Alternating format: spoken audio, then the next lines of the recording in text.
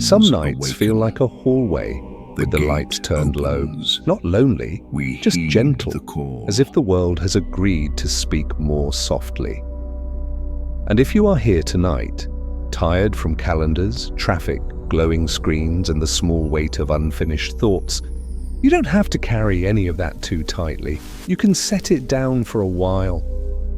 Imagine just for a moment that history is not a loud parade of battles and speeches. Imagine it as a thin thread, so fine it can pass through the eye of a needle, moving from one human hand to another across 4,000 years. No hurry. No need to prove anything. Just a quiet tracing of old footprints. As you listen, you might like to soften your shoulders. Let your jaw unclench.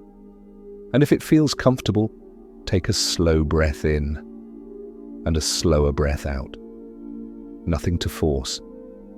Just a gentle tide. Tonight, our thread leads to a museum after hours, quiet, steady, and warm with lamplight. It leads to a small object, no bigger than a hand span, resting behind glass as calmly as a sleeping ember. And it leads to a sentence that has floated through time like mist above a river. Kingship descended from heaven. Who wrote it? Where they pressed the marks, why they wanted the memory to last, how a thought can travel in silence, outliving its speaker. We will ask these questions the way you might touch the cover of an old book, lightly, without waking anything. Before we drift deeper into tonight's gentle journey, remember to subscribe to Ancient Sleep Story. Here, you'll always find peaceful stories that soothe the heart and quiet the mind. Where are you listening from tonight? Leave a comment. Your presence adds warmth to this quiet corner of the night. Now, let us step into the hush. In Oxford, the Ashmolean Museum keeps its doors and its secrets with patient calm. In our imagination, it is late, the corridors quiet, the objects finally alone with their centuries. Picture the galleries dimmed to a soft amber, glass cases catching small pools of light, the air cool, clean, and faintly scented with old paper and polished wood. Somewhere, far off, a security guard's keys might jingle, then fade again. And between those small sounds, there is the deeper sound, the museum's quiet. A quiet so complete you can almost hear your own thoughts stepping more slowly. We walk gently through a corridor of time, past carved stone and painted shards, past the long human habit of leaving marks on walls, on metal, on bone, on clay. And then, in a display devoted to Mesopotamia, we arrive at a modest form that does not try to impress, it simply waits. Behind the glass on a small stand, there is a prism of baked clay. About 8 inches tall, roughly the length of a paperback book, 4 faces, slightly tapering like a pillar, that decided to become intimate. Its color is a deep red-brown, like dried earth after rain, or the crust of an old riverbank when the sun has done its work.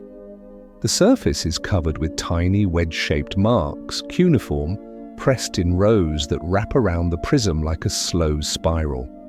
If you were close enough, you might see that the wedges still look crisp, as if the scribe's stylus lifted away only yesterday. Time has not blurred them. Time has only deepened their presence. This is the Weld Blundell prism. It is famous, in scholarly circles, for carrying a list, one of the oldest kinds of writing humans ever loved, a list of kings, a list of cities, a list of reigns measured in years, and sometimes in numbers that feel too large to fit inside ordinary life. There is something strangely soothing about lists. Perhaps you feel it too. A list says the world can be arranged, names can be placed in order, events can be given a line, a space, a place to stand. Even if the heart is messy, even if the day has been scattered, a list offers a small promise of structure.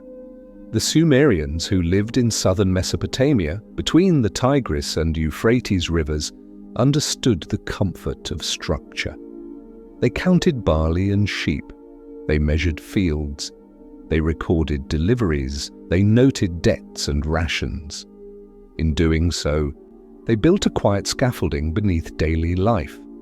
And later, they turned that same orderly gaze towards something larger, power itself. Try for a moment to imagine the making of this prism. Not here in Oxford, but far away and long ago. A riverside city where reeds sway and mud is both nuisance and treasure. A worker kneels at a low table. Clay is brought in a basket, cool, heavy, pliable. Hands press it, fold it, smooth it.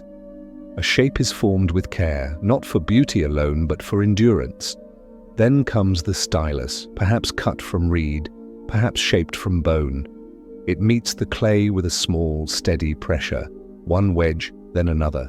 A rhythm like breathing, press, lift, press, lift. Lines appear, not letters exactly, but impressions, tiny shadows in the soft surface. When the clay is still damp, the story is vulnerable. But when it is fired, when heat hardens it into something like stone, the story becomes stubborn. It becomes difficult to erase. If you look at the prism long enough, you start to feel the presence of the people behind it, not just kings with crowns and titles, but scribes with tired wrists, apprentices learning the angles of wedges, mothers counting rations, merchants listening for the water level, all of them under the same sky, all of them living inside the same human hopes we carry today: safety, meaning, continuity. Now, as we stand in the museum's quiet, we can let curiosity arise softly, like a candle being lit behind frosted glass. Who was this list for? Perhaps for a temple, perhaps for a ruler, perhaps for a community that needed to believe its story had a beginning and a line of inheritance. Where was it kept? In a room cooled by thick mud brick walls, on shelves with other tablets. Why did they write it? Maybe because the world feels less frightening when you can name what came before. How did it survive? By accidents and rescues, buried, forgotten, dug up, carried across oceans, catalogued, placed under light. And here it is. Still. One phrase in particular seems to hover over the whole prism like moonlight over water. Kingship descended from heaven. It is a line that can be read in more than one way. You might hear it as belief. You might hear it as poetry. You might hear it as politics, an ancient way of saying, this authority is not merely human. If kingship truly descended from heaven, how do you imagine the gods would have bestowed it as a whisper, a ritual, or a seal on clay? Take the question lightly. You don't have to answer. You can simply let it float, like a feather on a slow current. In the Ashmoleans' dim light, the prism does not insist on certainty. It does not demand that we choose one interpretation and lock it in. It offers something gentler, a doorway, because once you begin reading a list like this, you begin moving from the museum back to the rivers, from glass and labels back to mud and moon, from our modern restlessness back to a world where night was truly dark and the stars were an even older kind of writing. The prism names places that sound like music when spoken slowly. Eridu, Kish, Uruk. Cities that rose beside water, learned the language of floods, and built their lives around the patient mathematics of seasons. In those places, the river was both giver and taker. It fed fields with silt. It also erased boundaries overnight. People learned very early that survival depends on reading the world carefully. Perhaps that is why they loved lists, because lists are a way of reading, a way of saying, this happened, then this. This came first, then that. A way of making the vastness feel touchable. But we are not going to race through names tonight. We will not pile information on your mind like stones. We will walk slowly. We will pause at the edges of the river. We will listen to reeds move. We will allow each detail to arrive with the soft of evening. For now, in part 1, we remain in the museum. We remain with the object itself, and we allow a small, gentle cliffhanger to form, an invitation rather than a jolt. Because there is something odd, something dreamlike, waiting inside those wedge marks. A few lines into the list, the prism begins to speak of reigns that stretch beyond human scale. Not a decade, not 40 years, but thousands, tens of thousands, numbers so large they feel less like accounting and more like myth wearing the mask of arithmetic. And then, quietly, almost like a page, turning in a dark room, the text draws a line. It speaks of a flood, a before and after, as if the world itself took a breath and time learned a new rhythm. Tonight you don't have to solve that riddle. You don't have to decide what is literal and what is symbolic. You don't even have to keep your eyes open. You only have to let the mystery be gentle. In a few moments we will follow the list out of the museum. We will step into a night older than any street lamp. We will stand beside the Tigris and Euphrates in our imagination and feel the warm wind off the plain. We will let the idea of kingship from heaven become less of a debate and more of a lullaby, a repeating line that helps the mind loosen its grip. Let your breathing keep time with those ancient wedges. Inhale for a line, exhale for a pause, and drift on gently now. Here, no one rests alone. Every story from the past is a soft lantern in the dark, gently lighting our way tonight. When you are ready, let the museum grow quiet behind you. Not as a closing door, but as a soft curtain. The glass case remains where it is, glowing in its pool of amber light, and the prism rests as calmly as a small brick of sunset.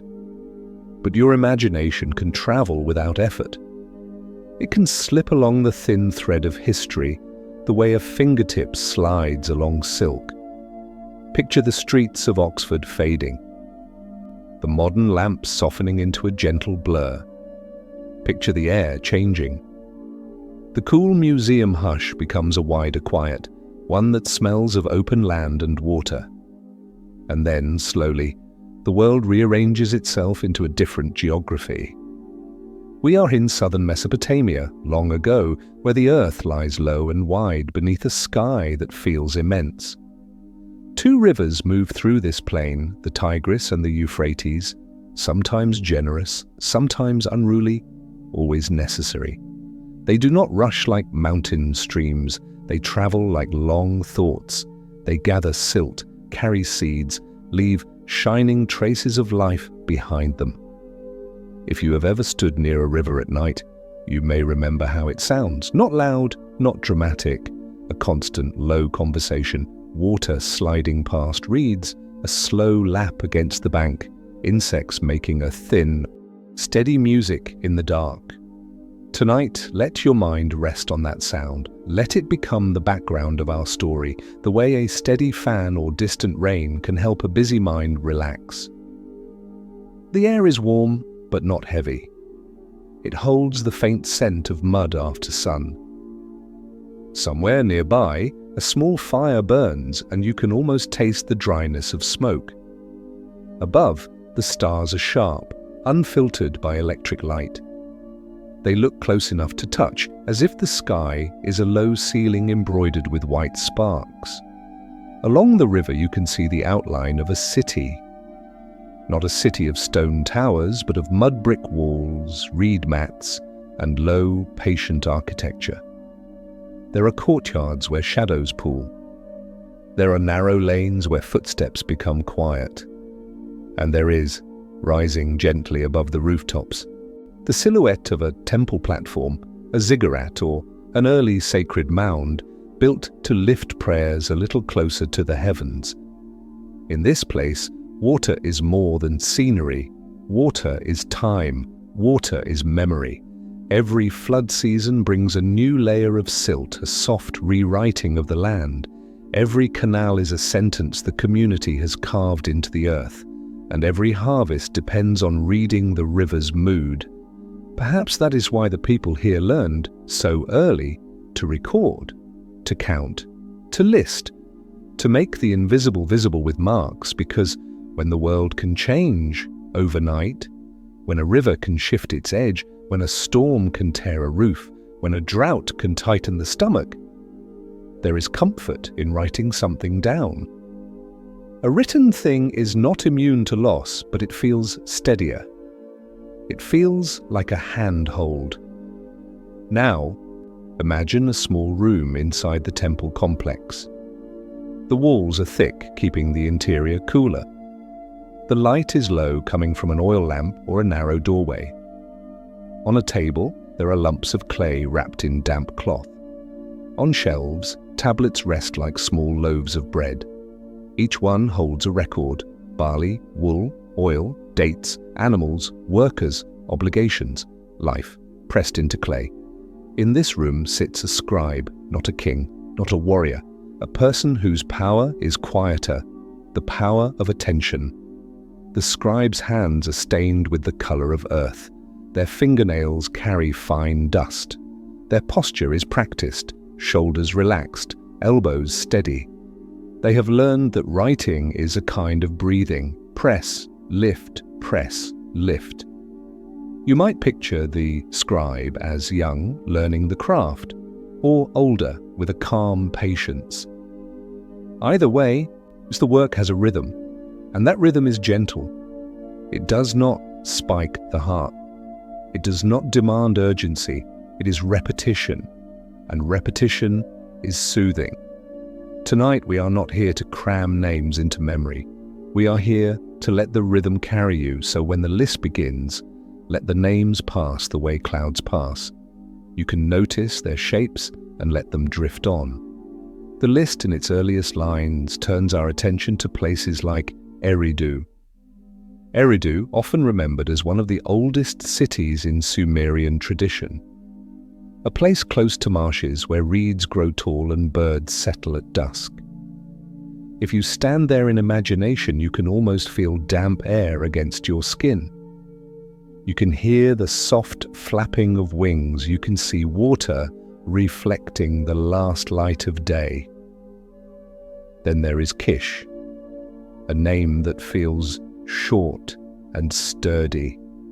Kish, associated with kingship in many stories, a city that in the imagination of later scribes becomes a kind of anchor, an early seat of power. And Uruk, larger in the mind, a city of walls, of labor, of ambition. Uruk tied to the figure of Gilgamesh, that half-mythic king whose story would later travel far beyond its birthplace. Even if you do not know his epic, you may sense his outline already, like a statue in shadow. As the list moves from city to city, something quiet happens. You begin to feel how the Sumerians thought about continuity. Power is not just one person, it is a current. It flows, it moves downstream, it changes banks, and yet the list tries to give it a clear path. A phrase repeats like a soft mantra: kingship descended from heaven. If you say it slowly in your mind, it does not feel like a threat. It feels like an attempt to steady the world, to say, authority is not random. It comes from somewhere beyond the arguments of ordinary people.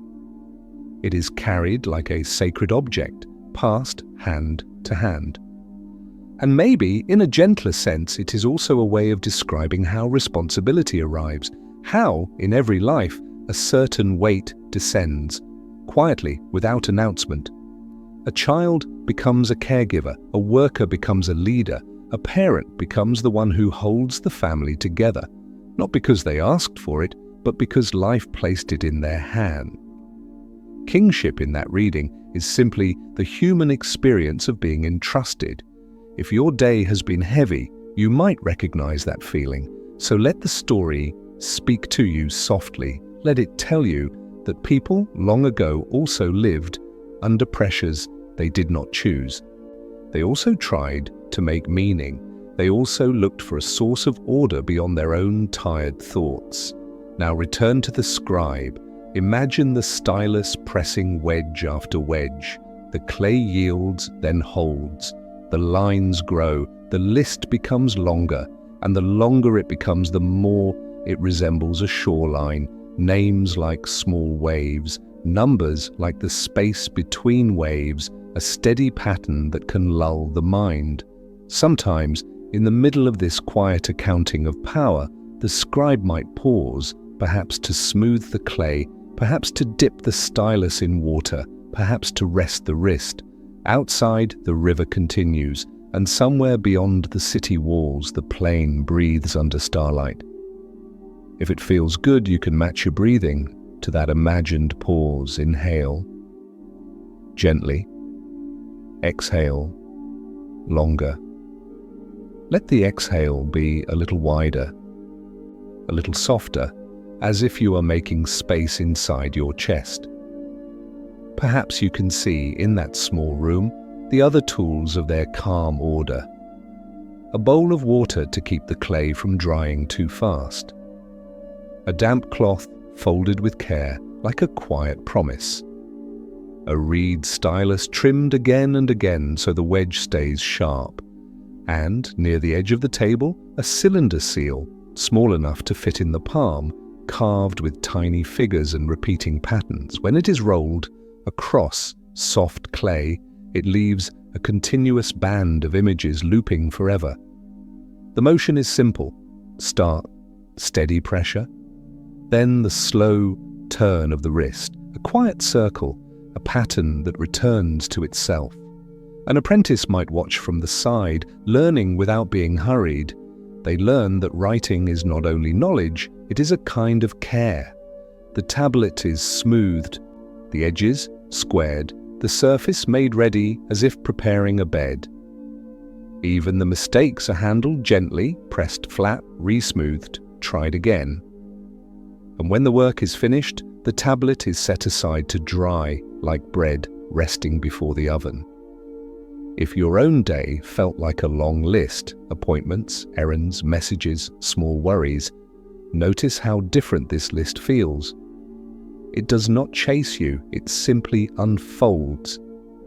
You can let each name be a small ripple and let it pass. And with every slow exhale, you can imagine the scribe pausing too, lifting the stylus and finding the next line with calm patience. Nothing needs solving tonight. It can wait. And now we arrive at the first soft mystery, the numbers. The list tells us of early kings whose reigns stretch into lengths that do not fit ordinary human time.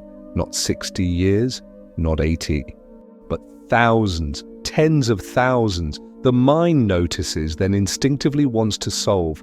But tonight we will not clench around the puzzle. We will hold it like a warm stone, curious but not urgent. And then, like a quiet line drawn across the page, the list mentions a flood, a great boundary, a before and an after, as if water rose, covered the land, and when it withdrew, the world's counting changed. We will follow that boundary soon.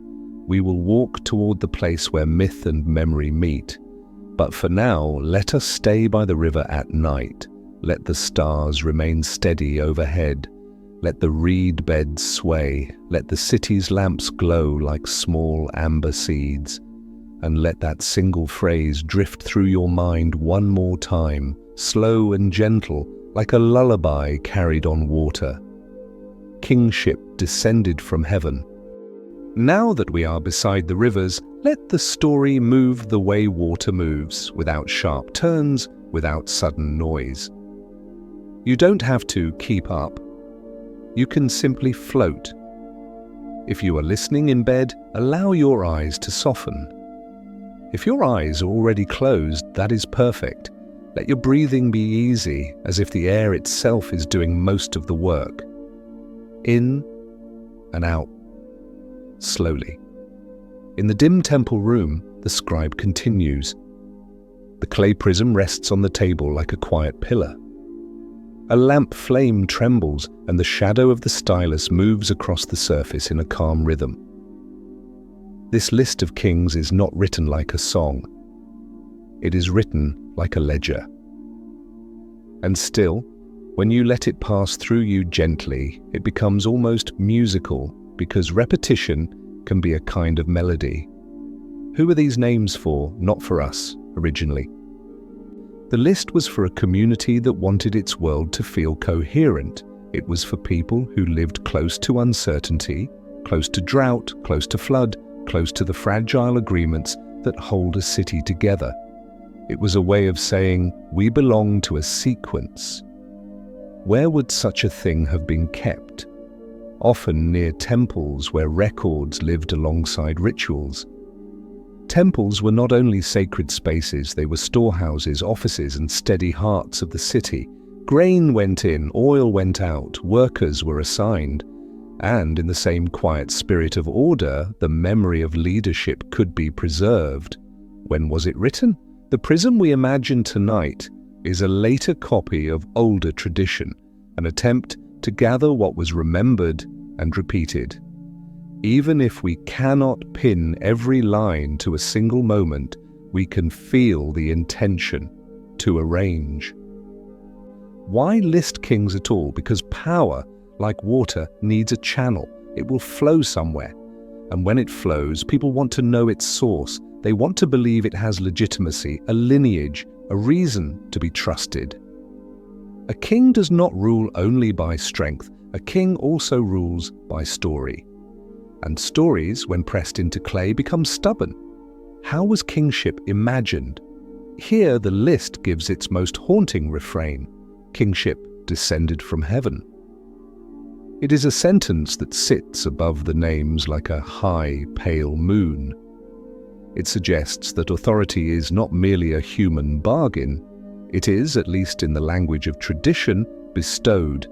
If you like, let that line become a soft bell in the background. It can ring once, then fade. No need to argue with it, just let it be part of the night air. Now, and we follow the list as if we are walking along a riverbank. Each name is a footprint in damp sand. Each number is the distance between footprints. Some steps are close together, some far apart, but the direction remains steady. The first cities in the tradition feel like dawn. Eridu is one of them. In the imagination of later Sumerians, it is ancient even by ancient standards, close to the marshes, where water and land blur into each other. You can picture reed huts, boats sliding through narrow channels, and the sweet, muddy scent that rises when the sun warms wet earth. At night, frogs might sing, birds might settle into reeds with a soft rustle. Life here feels close to the beginning, close to the moment humans first learned to build permanence beside moving water. From Eridu, the thread shifts, still gentle, toward other places. To Bad Tabira, to Sippar. You do not need to memorize them. You can let them pass like distant porch lights, briefly glowing then fading. Notice how the list does not linger on drama. It does not describe battles in detail. It gives you sequence, and sequence, when told softly, can be comforting. Somewhere beyond the temple room, the city sleeps. Dogs curl in courtyards. A late worker carries a jar of water, footsteps slow on packed earth. In the distance, perhaps, someone hums to a child, an unrecorded song that will never be pressed into clay, yet is just as real. The scribe writes on. Nearby, on another table, smaller tablets dry in neat rows. Some are practice pieces, student work from a scribal school. In Sumer, young apprentices learned in rooms where the day's heat was softened by thick walls. They copied signs again and again, not unlike a musician repeating scales. A teacher might tap the edge of a tablet, patient rather than harsh, guiding the angle of a wedge. Press at this slant, lift cleanly, leave a crisp mark. Over time, the hand learns steadiness and the mind learns to slow down. Imagine the faint sound of its stylus meeting clay. A soft tick, then silence, tick, then silence. Between each mark, there is a tiny pause, an empty space where the body can relax. If you want, you can let those pauses spread into your own breathing. Inhale with the tick. Exhale into the silence. Outside the temple, the night air moves through a courtyard. A palm frond shifts. Water in a clay jar cools, the surface barely trembling. Somewhere, a gate creaks once, then settles. And above it all, the stars remain steady, as if the sky is also keeping a list, quiet points of light arranged in patterns older than any city wall. Even the insects keep rhythm. Their thin song rises and falls like a blanket being drawn a little higher. In our mind's eye, the prism begins to feel less like an object and more like a bridge. It connects the people who lived in these cities with the people who remember them. And now it connects them with you here, listening in the quiet of your own night. If your mind wanders, that is okay. Let it wander the way a small boat wanders on a tether. The story is the tether. It will hold you gently. Now the list moves toward Kish, the city that tradition often treats as a great seat of kingship. Kish feels firmer than the marsh cities. You can imagine fields laid out in careful rectangles, canals cut in calm lines, and the sense of administration growing stronger, like a steady heartbeat. And then the thread turns toward Uruk. Uruk is a name that carries weight. You can imagine walls, long, low, and thick, encircling the city like arms. Inside, streets weave between workshops and courtyards. Bread bakes in small ovens. The air smells of grain and smoke and something metallic from tools. Uruk, later, will be linked to Gilgamesh. We won't open the epic wide tonight, but we can let one small detail hover. The tradition that he was part divine, part mortal, measured in fractions that feel oddly gentle in the mouth. 2/3, 1/3. Numbers you can hold briefly, then release. As the list continues, you can sense the Sumerian love of repetition. A name, a city, a reign. A name, a city, a reign, like waves on a quiet shore. Perhaps the list was also meant to be spoken aloud, recited slowly in a temple room, a chant of continuity, a way of placing each ruler into the long chain and saying softly, "You were here, and then you were gone." If you imagine it that way, the list becomes almost like breathing. Inhale, a name. Exhale, a number. Inhale, a city. Exhale, a pause. So let us do that once, together, without forcing anything. Inhale, gently. Exhale, longer. Good. Now on the prism, the line about kingship from heaven returns again, like a refrain between verses. It is as if the tradition wants to remind the listener, power is not only taken, it is given, it is placed, it arrives. In a modern life, power often feels like pressure, deadlines, expectations, responsibilities that pile up. But in the old sentence, there is also a quieter suggestion. Responsibility comes in its season and eventually lifts away. You can let that thought soften you. Somewhere in the list, the scribe's wrist might ache. They flex their fingers, they continue. They are not writing for speed, they are writing for endurance.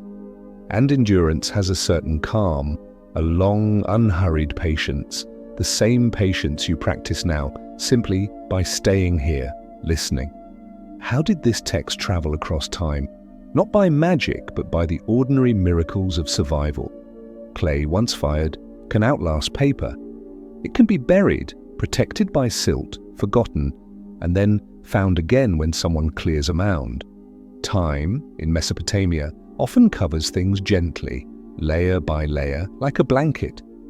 That matters because these cities lived with layers. Flood seasons could lay down thin sheets of new earth, Rebuilding could raise streets a little higher. Over centuries, whole neighborhoods could become hills. And inside those hills, tablets slept. So as we walk along the list, we also walk along layers, names on a prism, layers in the ground, stars above, water below, everything moving in slow cycles. And now we approach the place where the list's calm order draws a line, a flood, a turning, a before and an after. We will not rush toward it. We will approach it like approaching a shoreline at night, slowly letting the sound of water guide us. For now, simply feel the steadiness of the story. Feel how the ancient desire for continuity is not so different from ours. We too want to know where we come from. We too want to believe that life has a pattern, even when the day feels chaotic. Rest your attention on the river sound again, the slow, low movement, the way it never hurries yet always arrives. In the next part, we will step closer to the flood line on the prism. We will look at the strange, dreamlike rain lengths with kind curiosity, and we will see how, after the waters, the numbers begin to breathe in a different way, closer to the span of a human life. But for now, let the names remain gentle footsteps. Let the wedge marks be tiny waves. Let the prism be a warm ember behind glass, and let your mind drift safely towards sleep.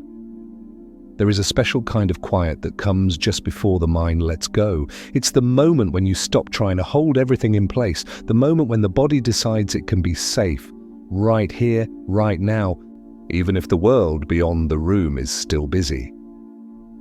So take a slow breath in and let it out as if you are setting down something you've been carrying. In the temple room beside the rivers, the lamp flame continues its small, steady dance. The prism rests on the table, the scribe's hands are calm, and the list continues until it reaches a line that feels like a shoreline, a boundary, a before and after. In the cuneiform marks there is a simple statement, almost plain in its delivery, as if the writer does not want to alarm anyone. Then the flood swept over. It's not written with thunder, not with panic, just with the firm, quiet certainty of a ledger noting a change in the world. A sentence placed like a stone in the middle of a path. You will step over it, and everything will feel slightly different on the other side. If you've ever lived through a season that divided your life into before and after, you may recognize the shape of that feeling, not necessarily a catastrophe. Sometimes it is quieter than that. A move, a loss, a recovery, a child leaving home, a new job, a night when you finally slept after too many weeks of not sleeping. The flood line on the prism carries that same human truth. There are moments when the world reorders itself, and after that moment, the counting changes. Now, breathe again, slowly. Let us approach the flood in the gentlest way, not as disaster, but as water. Because water, even when it is powerful, is still water. It moves by gravity. It finds the low places, it spreads, then recedes. And when it leaves behind a soft signature, silt. In southern Mesopotamia, the land is made and remade by rivers. Floods are not a rare rumor, they are part of the landscape's memory. The rivers bring life, and sometimes they bring too much of it at once. So when the Sumerian king list speaks of a flood, it may be echoing something real, a great inundation remembered across generations. Or it may be speaking in the language of myth, where floods are more than weather. They are resets, thresholds, ways of marking the world's turning. And tonight, we don't have to choose only one meaning. We can let both exist side by side like moonlight and shadow in the same courtyard. This is part of the soft discovery of the prism. It offers us a mystery without forcing a conclusion. Because before the flood line, the list does something that makes the modern mind blink. It gives reign lengths that stretch beyond the scale of ordinary life. Kings who ruled for thousands of years, for tens of thousands, numbers so large they stop feeling like arithmetic and start feeling like atmosphere. If you feel a little spark of curiosity, that's natural. But let it be a gentle curiosity, the way you might notice an unfamiliar constellation and simply enjoy its shape. Why would a list, so orderly, so ledger-like, contain numbers that seem impossible? There are a few calm possibilities, and you can hold them lightly, like smooth stones in the palm.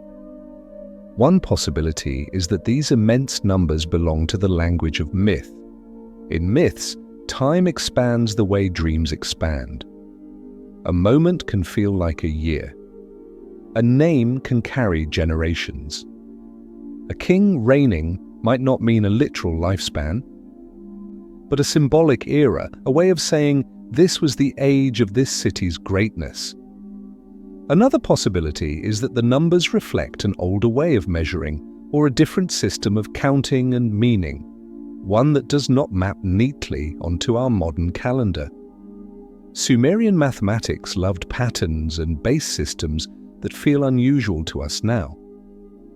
Time could be thought of in cycles, in repeating units, in sacred totals that carried meaning beyond mere duration.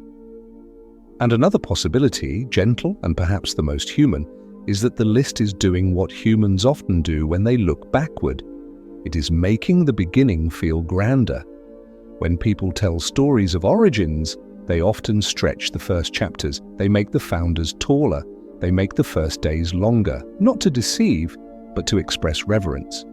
We do this even now in small ways.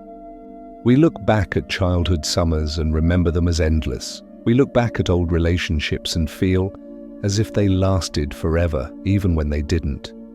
Memory has its own clock, and it runs on emotion more than seconds. So those ancient reign lengths may be less about literal years and more about the weight of the past. The way early kings are placed nearer to the gods, nearer to the mythic sky. And that brings us back softly to the refrain. Kingship descended from heaven. Before the flood, kingship feels almost cosmic. It arrives like starlight.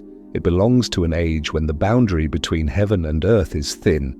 But then the flood line appears. Water rises, water covers, water passes through, and after it recedes, something shifts. The numbers begin to come down, not immediately into perfect realism, but gradually, like a tide lowering. Reigns become shorter, closer to what a human body might actually carry. Time begins to fit into a lifetime again. This gentle curve in the list is one of its most fascinating quiet features. It is as if the text itself is exhaling. Before the flood, enormous spans, dreamlike ages. After the flood, a world where kings are still powerful, still important, but now mortal in a more recognizable way. And you might notice how soothing that is, because it mirrors something in us. When we are anxious, our minds can inflate problems into something endless. Time becomes huge, unmanageable. But when calm returns, life becomes human-sized again. A day, a week, a season, something you can breathe through. Now imagine, just for a moment, an archaeologist in the modern world, standing on a low mound in Iraq as dawn spreads pale light over the plain. The air is cool. The ground is dry on the surface, but beneath it are layers, many layers, like pages in a buried book. The archaeologist's tools are quiet, a trowel, a brush, careful hands. They scrape gently, removing one thin layer at a time. And sometimes, between one layer of habitation and another, they find something that feels like the earth's own pores. A band of clean silt. A sterile layer, meaning a layer with fewer traces of human living, fewer potsherds, fewer hearths, fewer signs of daily life. Just fine, pale sediment laid down by water. Not every site shows this in the same way, and not every layer means one single flood that covered everything. Rivers flood in many places in many years. But the idea remains quietly compelling. The land itself remembers water passing through. So when the prism speaks of a flood line, it is not speaking into a void. It is speaking into a landscape where water truly leaves its signature. And that is the soft discovery we can hold tonight, not as proof, not as argument, but as connection. A myth speaks of a flood, and the earth, in some places, holds flood traces, not identical, not neatly aligned, but related in the way old songs relate to old places. Now let's return to the scribe, because the scribe is our gentle guide.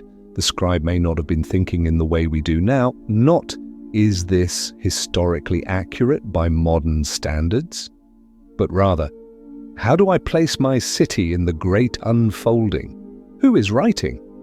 A scribe, trained in careful wedges and patient order. Where are they writing? In a temple complex near storage rooms and quiet courtyards. When? In a world where older traditions are being gathered and copied, like precious seeds kept in a jar. Why? To build continuity, to legitimize, to remember, to weave a line from gods to kings to cities. How? With clay, with fire, with repetition, with the steady pressure of a stylus. And now, after the floodline, the list carries on. Names continue like footsteps. Cities rise and fall like waves. But the tone has changed subtly, as if the world after the flood feels more grounded, more measured, more familiar. This is where you might feel your own mind settle, because the story has given you something stable, a boundary you can understand. A before and after that is not loud, not frightening, but simply part of the way time moves. If your thoughts are still busy, you can let them wash up against that boundary and soften. You can let the flood line be a symbolic line in your own night, before, the noise of the day, after, the quiet of this moment. Breathe in and breathe out. Let the exhale be longer, as if you are letting water recede from a shoreline. And now, one more gentle question for you, only if it feels pleasant. If a civilization wrote the flood into its memory as a dividing line, what would you choose as your own gentle dividing line tonight? A deep breath, a soft word, a warm blanket, or the simple act of listening? No need to answer. Just let the question drift. The mind likes something to rest on, and a question can be a pillow.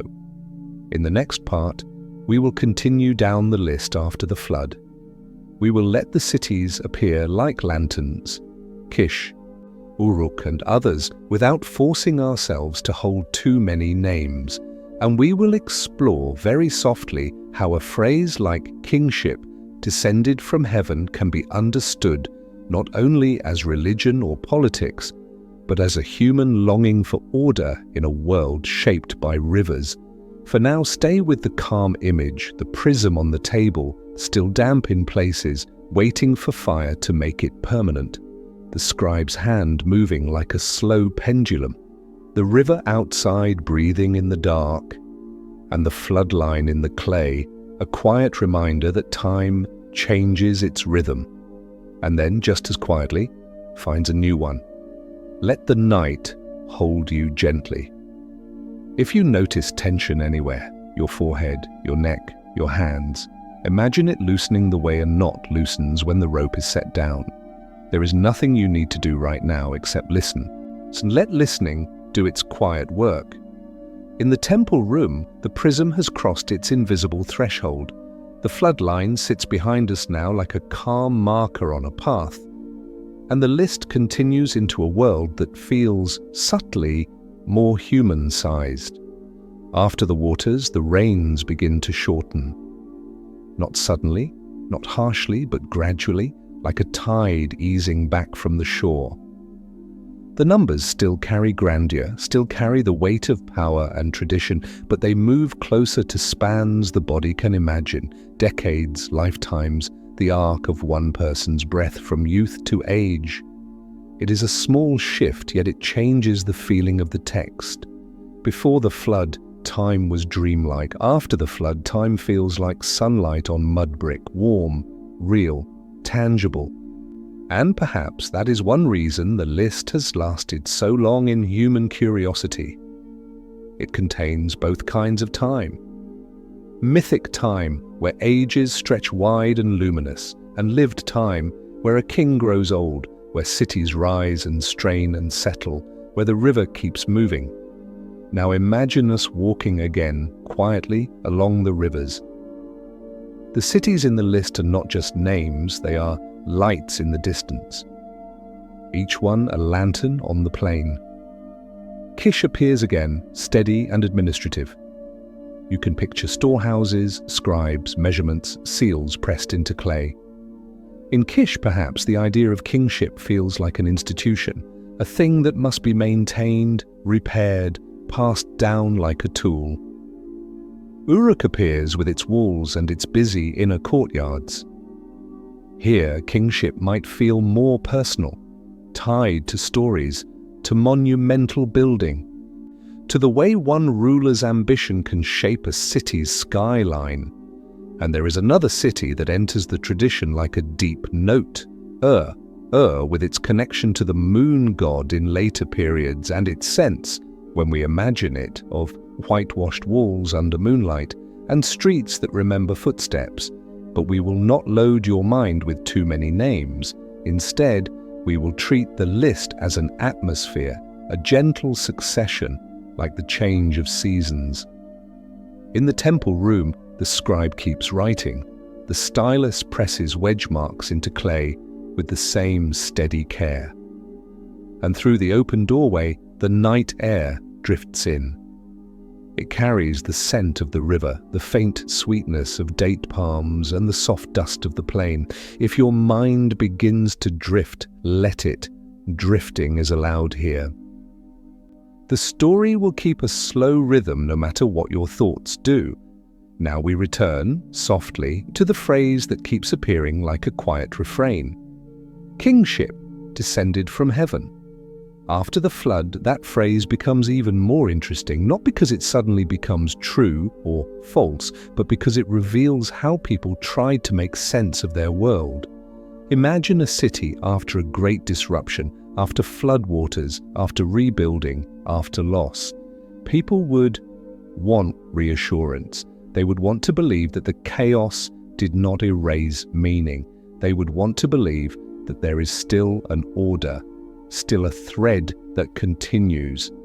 A phrase like kingship descended from heaven can be read as that reassurance, not a scientific claim, but a spiritual anchor. A way of saying authority is not just whoever grabs it, is part of a larger pattern, and maybe in a calmer, more everyday sense, it is also a way of describing how communities consent to be led. Because leadership, even in ancient times, required recognition. A king needs more than a crown. A king needs people to agree, at least enough to keep the city moving. So heaven could mean many things. The gods, yes, but also the temple, these sacred institutions, the moral order, the tradition itself. Heaven might be the name they gave to whatever felt larger than one person's ambition. Tonight you can hold this idea gently. Sometimes humans give poetic names to the forces that hold society together. They call it heaven, they call it destiny, they call it order. And when you are tired, poetic names can be soothing because they remind you that not everything rests on your shoulders alone. Now let us pause beside a different quiet tool of authority, the cylinder seal. In our earlier imagining, it sat near the edge of the table, small, carved, waiting. These seals were like signatures, like identity pressed into matter.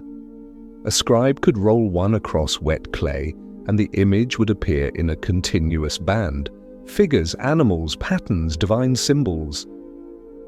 The motion is round and calm, a slow roll, a steady pressure, a pattern unfolding without interruption. Think of that motion like a lullaby, a circle, a return, a soft repetition. When the seal finishes its roll, the end meets the beginning. The image loops, and something in the mind relaxes at loops. We find comfort in cycles, day to night, inhale to exhale, story to sleep. So as the list continues after the flood, imagine that it is also rolling forward like a seal. Each ruler's name an imprint, each city a motif, each reign a section of pattern.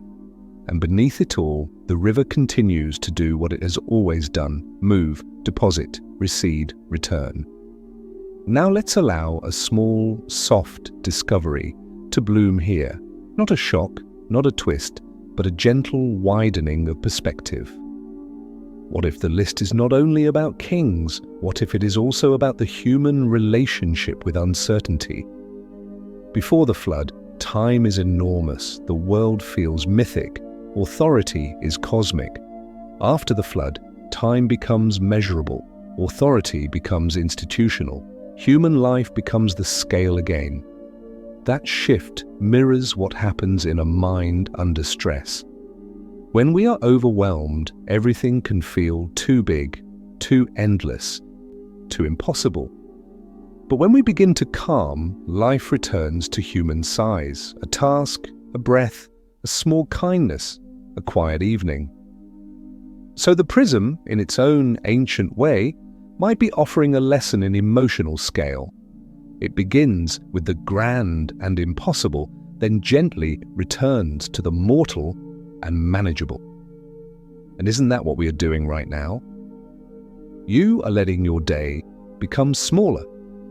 You are letting your worries shrink to the size of a breath. You are returning to the human scale of night. Now we step outside again into a courtyard near the temple. The stones are cool beneath bare feet. The sky is wide. A thin crescent moon hangs low, like a curved fingernail of light. In a corner, a jar of water sits, its surface reflecting a faint shimmer from the lamp inside. A cat passes silently along the wall, then disappears into shadow. Somewhere, a person sleeps on a reed mat, their breath slow. And somewhere else, someone keeps watch, not anxious, just present. In such a world, what did peace feel like? Perhaps peace felt like the river staying in its banks. Peace felt like grain stored for winter. Peace felt like knowing that tomorrow would resemble today. Peace felt like a list, an orderly record that said, "We are still here." And perhaps for you, peace tonight can feel like something similar. The quiet assurance that you do not have to solve everything right now, that you can rest inside a gentle pattern. If you like, take another slow breath and imagine your thoughts lined up like tablets on a shelf, not because they are fixed, but because they are safe there, waiting, not demanding your attention. Inhale, exhale, now be. A question can return softly, one you can let float like a leaf on water. If kingship was described as descending from heaven, what might rest descend from? A quiet room, a kind voice, a memory of safety, a slow breath? Again, no need to answer. The question is not a test, it is a lullaby shaped like curiosity. And because our audience tonight is made of busy lives and tired minds, let's add one more gentle reassurance. Here, no one rests alone. Every listener is part of the same quiet circle. Even across distance and time, we share the same small human need: to be soothed, to be held, to be allowed to sleep. If tonight's story reminded you of a beautiful memory, feel free to share it below. And if this story brought you calm, leave a gentle comment for yourself. In the next part, we will drift a little deeper into how later peoples looked back at early kings and why lists like this became a kind of family tree for civilizations. We will touch very lightly on the way humans attach themselves to the past for comfort. And we will return again and again to images that are safe. Museum light, river night, the steady press of a stylus. For now, let the prism remain on the table, and let the numbers after the flood keep breathing, shorter, calmer, closer to the slow rhythm of a human life. Let the story carry you the way a slow train carries a sleeping traveler, steady, predictable, with no sharp turns. If you feel your thoughts tugging at you, you can let them tug once, then soften your grip. They do not need to be resolved tonight. And they can simply exist like distant lights on a far hill, while you remain here in the quiet. In the temple room, the prism's surface is filling with wedge marks, row after row. The list continues its calm work, and with it, something deeper continues too, the human desire to belong to a sequence. Because a king list is not only a record of rulers, it is also a kind of family tree, not of blood exactly, but of legitimacy. A way of saying we come from somewhere. We are connected, we are not random. And you might recognize this desire in your own life. Even if you have never traced your ancestry, you have likely traced your meaning. You have looked backward at decisions, at people who shaped you, at moments that became turning points. You have tried, at times, to arrange your life into a story that makes sense. The Sumerians were doing something similar, only on the scale of cities and gods. Now, imagine how this list might have been used. Perhaps in a temple courtyard, someone recited it aloud during a ritual. The voice would be steady, not theatrical. Names would flow like water. The audience would listen with a kind of reverence, not because every name mattered personally, but because the sequence itself mattered. Or perhaps the list lived mostly as a reference, consulted by scribes and officials. In that case, it would function the way a modern ledger does, a document that establishes order. Either way, the list creates a feeling, the feeling that leadership is part of an inherited pattern, not merely a momentary struggle. This is where the refrain becomes especially powerful. Kingship descended from heaven. In that single line, some tradition claims a source. It claims that kingship is not an accident, it is bestowed. It is placed into the world like a seed meant to grow. If you let the words settle in your mind without argument, you may notice they have a soothing quality. They point upward, away from human messiness. They offer the comfort of a bigger picture. And when you are tired, bigger pictures can be gentle because they remind you that you do not have to hold everything alone. Now let's return to the museum for a moment. Quietly, like walking backward through a dream. We are back in the Ashmolean after hours. The galleries are still. The glass case glows faintly, and the prism under soft light looks almost alive, not moving, but present. If you could lean closer, you might see how the wedge marks are arranged with care, each one angled, each one deliberate. A pattern of attention. And that attention is something you can borrow tonight. Not the effortful attention of work, but the gentle attention of a person watching rain fall. The prism's list, when you stop trying to decode it and instead allow it to flow, becomes like rain. Steady, repetitive, quietly hypnotic. Now let us drift again to Mesopotamia. We can imagine a later time, generations after the first myths, generations after the first kings, a period when cities have risen and fallen, when new dynasties have taken over, when language and politics have shifted, and still, scribes keep copying older traditions because older traditions are anchors. In a world where power changes hands, the past can become a kind of refuge. If you can say, Our kingship goes back to the beginning. You can claim stability. If you can attach your city to a sacred sequence, you can claim legitimacy. This is not unique to Sumer. It is a human pattern. People everywhere, in many centuries, have looked backward to strengthen the present. They have said, "We belong to something ancient. We are heirs. We are chosen." And there is something tender in that, even when it is political, because beneath the politics is a vulnerable need. The need to feel continuity in a world that can change suddenly. If you have ever felt unsettled by the news, by money, by health, by the unpredictable nature of life, you understand that need. You understand why a person might want to write a list, to press it into clay, to fire it into permanence, and to say, we are part of a line.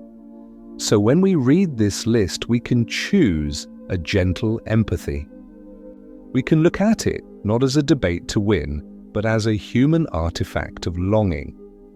Now let's offer another soft discovery, quiet, warm, and not demanding. What if the list is also a way of coping with time itself? Time is the great mystery that visits every human being. We cannot stop it, we cannot hold it, we can only live inside it. One way to cope is to measure it, years, months, reigns. Another way is to mythologize it, ages, floods, heavenly descent. The Sumerian king list does both. It measures and mythologizes in the same breath. Before the flood, time stretches into myth. After the flood, time compresses into human spans. And the list holds both, as if saying, there is the time of gods and stories, and there is the time of humans and seasons, and both are real in the way we experience them. Now, bring your attention back to your own time. Tonight is a small island in your personal river, a quiet place where you can stop pushing, where you can let the day drift downstream without you. If you like, you can imagine your thoughts as small boats. They have been traveling all day, carrying tasks, worries, messages, memories. Now, one by one, you can let them tie up at the riverbank. Not forever, just for the night. Inhale, exhale. Now gently, we return to the list's family tree quality. A family tree is comforting not because every ancestor is known, but because the tree itself suggests belonging. Roots, trunk, branches. The Sumerian king list functions similarly. It creates roots for kingship. It gives a trunk of succession. It offers branches, different cities, different dynasties, different eras. And when people believed kingship descended from heaven, they were placing the roots in the sky. They were saying, our authority is planted above, and it grows down into our world.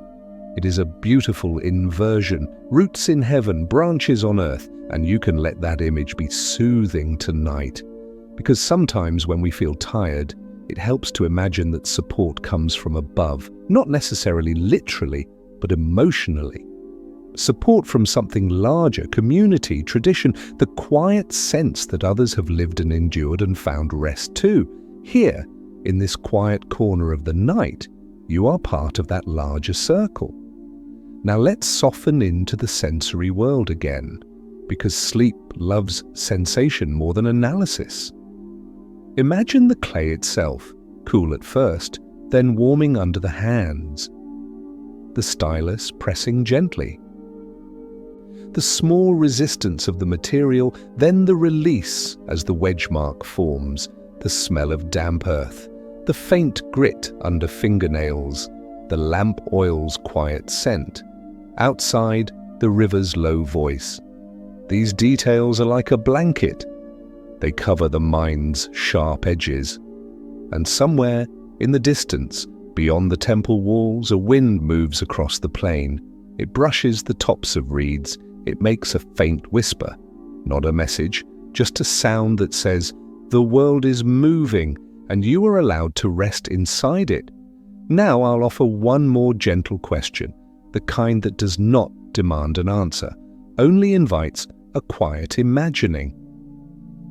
If you could place one thing from your day into a museum case for the night, safe behind glass, not needing your attention, what would it be? An email, a worry, a conversation, a to-do list. Imagine setting it down. Imagine the glass closing softly. Imagine walking away lighter, because that is what the museum does with the prism. It holds it for you. It keeps it safe so you don't have to. And tonight, the story can do something similar for you. In the next part, we will drift into a slightly wider reflection, how the desire for order can become a gentle practice rather than a rigid demand. We will explore, softly, the idea that not everything needs to be decided tonight. Myth and history can coexist, questions can remain unanswered, and rest can still arrive. For now, let the list remain what it is, a long, calm sequence of names like footsteps fading into sand, a human attempt to weave meaning through time, and a soft lantern for us here in the dark. There is a particular softness that comes when you stop wrestling with a question. Not because the question disappears, but because you allow it to rest beside you like a quiet companion that doesn't need to speak. If your mind has been busy today, sorting, predicting, solving, this is a gentle place to loosen that habit. You don't have to arrive at certainty tonight, you only have to arrive at calm. So once again, let your breath be simple, in and out. And in the warm, low light of our imagined museum, or the lamplit temple room beside the rivers, the prism waits with the patience of baked earth. One of the most soothing things about the Weld Blundell prism is that it does not shout its meaning. It sits behind glass and simply is. It holds its wedge marks the way the night holds stars. Present, arranged, enduring, not asking to be explained all at once. If you were standing before it in the Ashmolean, you might notice how your body naturally slows. Museums do that to people. They are places where time behaves differently. You whisper without being told to. You step carefully as if not to wake the centuries. Imagine yourself there again now, just for a moment. The gallery is quiet. The air is cool and still. A soft lamp above the display casts a gentle amber glow onto the prism's reddish-brown surface. The cuneiform lines, those tiny wedges, catch light like fine embroidery. And you might be tempted for a second to lean in and figure it out, to decode, to settle the flood question, to pin down whether those enormous rain lengths were literal or symbolic. That impulse is human. It is how the daytime mind survives. We solve problems. We make decisions. We seek clarity. But bedtime is different. Bedtime is not a courtroom. Bedtime is not an office. Bedtime is a shoreline, and the mind can be allowed to become water again. So tonight, rather than forcing the prism to give a single, sharp answer, we can approach it the way you might approach an old, beloved photograph, with tenderness, with curiosity, with room for mystery. We can ask our gentle 5W1H questions again, not like an interrogation, but like a lullaby of inquiry. Who shaped these marks? A scribe with steady hands, trained in the quiet discipline of wedges and lines. Where did the story live first? In temple rooms and administrative spaces where records were kept as carefully as grain. When did it take form? In layers, older traditions remembered, copied, gathered, rewritten into a sequence that felt right to those preserving it. Why was it made? To create continuity, to legitimize authority, to weave a comforting thread through uncertainty. How did it survive? Because clay, when fired, becomes stubborn. Because earth buries gently, because human beings keep digging, keep wondering, keep carrying stories forward. And then there is the one question that matters most for a tired listener. How does it feel right now to stand near something so old? Feel that softly. The prism is 4,000 years away from its making, and still it reaches you, not with noise, but with presence. Now let us return to the flood line, but this time we will hold it differently, like a lantern, not like a puzzle. The text offers a simple threshold: before the flood, after the flood. And we noticed how the numbers change, how the rain lengths begin to shrink toward human scale. If your mind wants to fix that, you can gently remind it. We don't need to fix it tonight. We can simply notice the shape of the list. The list itself is a kind of calming architecture, and this is where we can place 3 quiet possibilities on the table, 3 ways the prism might be understood, without pushing any of them into a verdict. First, the list as mythic reverence. At the beginning of time, in the imagination of a culture, everything is closer to the divine. So the early rains stretch into vastness, like dawn stretching into a long golden hour. The earliest kings are not merely leaders, they are symbols of an age when heaven and earth feel near. Second, the list as cycle language. Perhaps those numbers are not intended as literal lifespans, but as sacred totals, patterns that carry meaning the way a hymn carries meaning.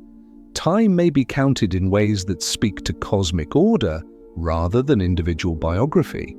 Third, the list as blended memory, a record that mixes older oral traditions, later political needs, and real historical fragments, woven together into one continuous thread. Not deception, but composition, the human habit of making the past coherent enough to live with. You can let all 3 be true at once, the way the night sky can be both science and beauty at once. The stars are burning spheres, and they are also quiet lanterns for the human heart. This is the soft discovery tonight, that you can hold more than one meaning and still feel calm. In fact, sometimes calm arrives because you stop demanding one meaning. If you've been exhausted by having to decide everything all the time, what to do, how to respond, how to fix, how to plan, then let this be a small practice in not deciding. The prism does not require you to solve it to receive its gift. Now imagine the physical motion of reading a prism. Unlike a flat tablet, a prism asks you to turn it. Your hand, if you were allowed to hold it, would rotate it slowly face by face. As you turn, the lines continue around the edges. The story doesn't stop, it wraps. There is something almost hypnotic about that. A narrative that circles, a text that behaves like a gentle walk around a courtyard. You move, but you keep returning to familiar corners, and that turning, slow, steady, can become a metaphor for your own mind tonight. Thoughts come, then pass. You rotate gently. You return to the breath. You turn again, if you like. You can imagine your attention as a slow rotation of the prism. One face, the museum light, the glass case, the quiet hallway. Another face, the river plain, reeds whispering, lamp oil scent in the air. Another face, the floodline, water rising and settling, the world changing its rhythm. Another face, the refrain, kingship descended from heaven, as soft as mist. Each time you turn, you do not rush, you do not grip, you simply observe. An observation, when gentle, becomes rest. Now let's step out of the temple room for a breath of night air. We are in a courtyard again, mud brick walls holding warmth from the day. The ground is packed earth, smooth from many feet. A small basin of water sits near a corner, catching starlight. Somewhere, a date palm frond shifts with a soft brush, like fabric moving. In the distance, beyond the wall, the river speaks its low language. And in that environment, you begin to understand the deep emotional function of a sentence like, "Kingship descended from heaven." It is not merely a claim, it is a comfort. It tells a community there is order above the chaos. There is meaning beyond immediate fear. There is a source that feels stable. Even if you do not share the belief literally, you can still feel the human longing beneath it. And it may touch something in your modern life, because modern life has its own floods, not always water, often information, emails, headlines, deadlines, the sense that everything is urgent and nothing is finished. If your mind has felt flooded lately, let the story offer a quiet counter-image, a small room, a steady lamp, a scribe pressing wedges into clay at a pace that never panics, a list that refuses to hurry. And here is a gentle question you can hold like a warm cup. If your day has been a flood of demands, what would it feel like to let your night become a flood of softness instead?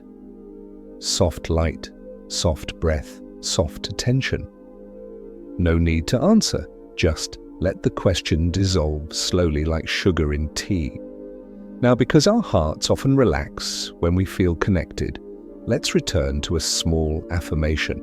Quiet, not urgent. Here, no one rests alone. Across cities and time zones, across different beds and different lives, we share the same simple need to be soothed, and it is enough tonight to simply be here. In the next part, we will let the story widen gently. We will look at how order itself, lists, records, succession, can become a peaceful practice rather than a rigid obsession. We will visit the riverbanks again, feel the silt under our imagination, and allow the flood to become not a threat, but a reminder that change can be survived and then softened into rest. For now, stay with the prism's quiet lesson. You can turn it slowly. You can hold multiple meanings. You can let questions remain unanswered, and still you can sleep. Let your breathing be your only task. In and out. If you notice the edges of wakefulness, the small, bright thoughts trying to rise, you don't need to push them away. Just let them pass like a faint reflection on water. The story will keep moving in its calm, even rhythm, like a river that has no need to hurry. Tonight, we've been walking along a list, something that might seem dry in daylight, but becomes strangely comforting at night. A list is a soft kind of architecture. It gives the mind a railing to rest a hand on. It says, here is one thing after another, here is a path, here is continuity. And in a world that often feels scattered, continuity is soothing. Now, imagine again the scribal room in southern Mesopotamia. The walls are thick, the lamplight is steady, the air is warm, but the room feels cool enough to breathe easily. Clay sits in a bowl, covered to keep it moist. A reed stylus rests on the table, its tip trimmed to a precise angle. And the prism, our quiet guide, stands upright, its face is waiting. The scribe begins again, not from urgency, but from habit. Press, lift, press, lift. This rhythm is not only writing, it is regulation of the nervous system long before anyone had those words. It is a human body learning steadiness through repetition. And that is something you can borrow tonight. If your heart has been racing lately, if your thoughts have been hopping like birds, startled from branch to branch, notice how the imagery here slows everything down. A single tool, a single material, a single pace. The scribe does not multitask. The scribe does not switch tabs. The scribe does not chase notifications. The scribe presses one wedge at a time, and in doing so makes time feel thicker, slower, more bearable. In a quiet way, that is the true magic of this story. Now let us step back and ask softly, why order matters so much to human beings? Why do we write lists at all? Sometimes lists are practical. You write a grocery list so you don't forget eggs. You write a schedule so you don't miss a meeting. You write a checklist so you can breathe and say, "I've done enough for today." But sometimes lists are emotional.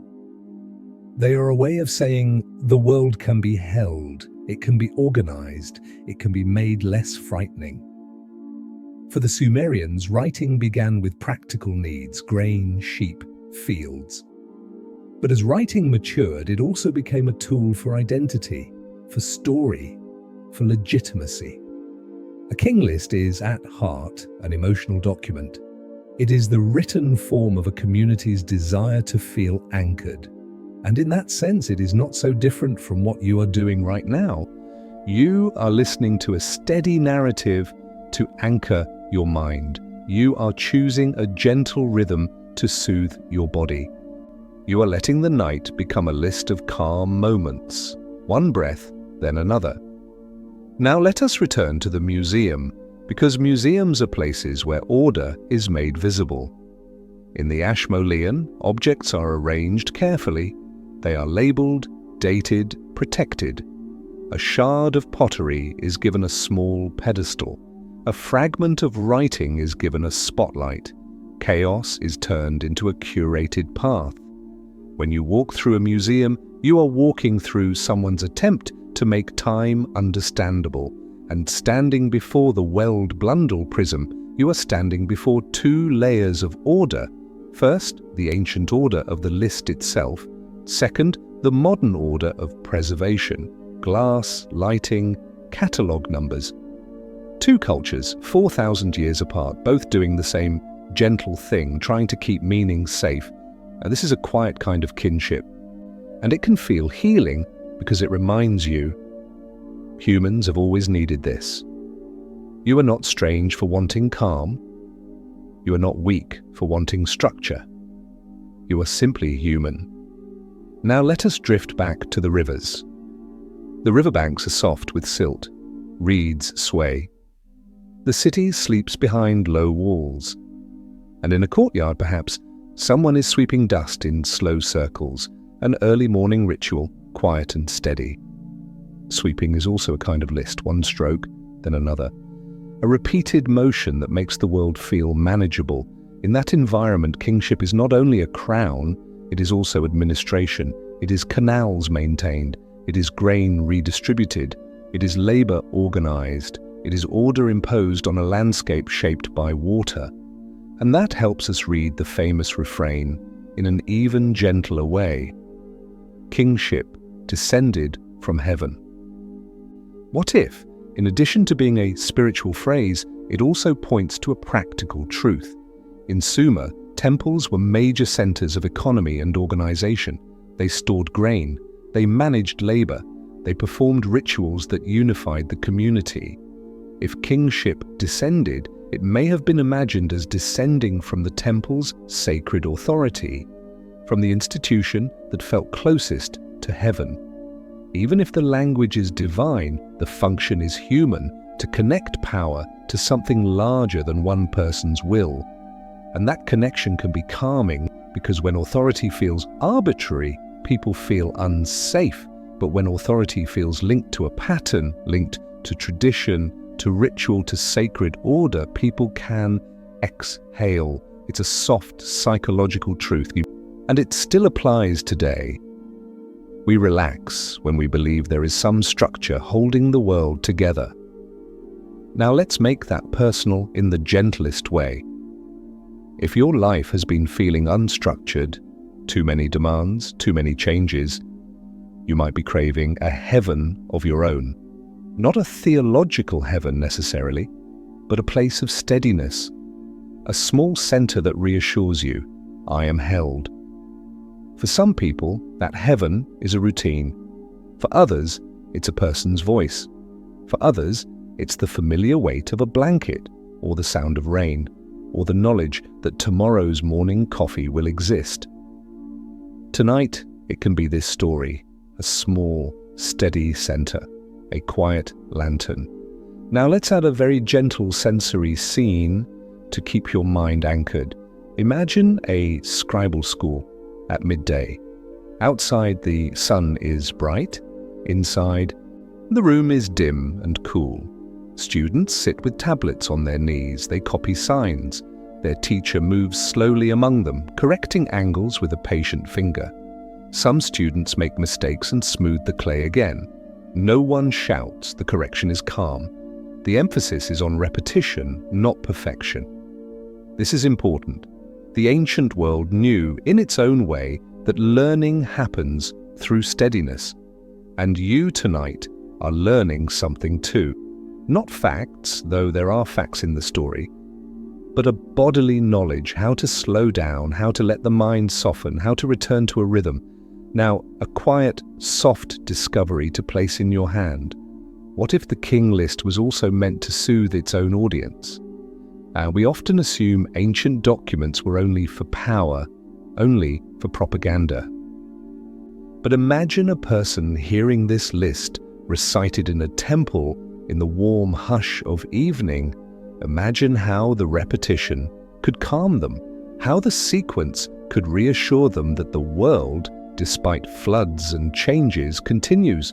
If you have ever listened to someone read aloud, steady, unhurried, you know the effect. The voice itself becomes a shelter. So perhaps in some small way, this ancient list was also a bedtime story for its own time, not for children, but for a community. A story that said, we have a past, we have an order, we have a thread. And now, 4,000 years later, you are using that same thread for the same purpose. Isn't that quietly beautiful? If you feel your eyes growing heavier, let them be heavy. If you feel your thoughts slowing, let them slow. The story is not here to stimulate you. It is here to carry you. In the next part, we will drift into one of the most tender reflections of all, how time can be both vast and gentle, how being small under a big sky can feel comforting instead of frightening, how the stars above Sumer are the same stars above you, steady, indifferent, and strangely reassuring. For now, keep one simple image in your mind, a prism behind glass, a list pressed into clay, a human desire for order, and your own breathing, moving steadily through the night.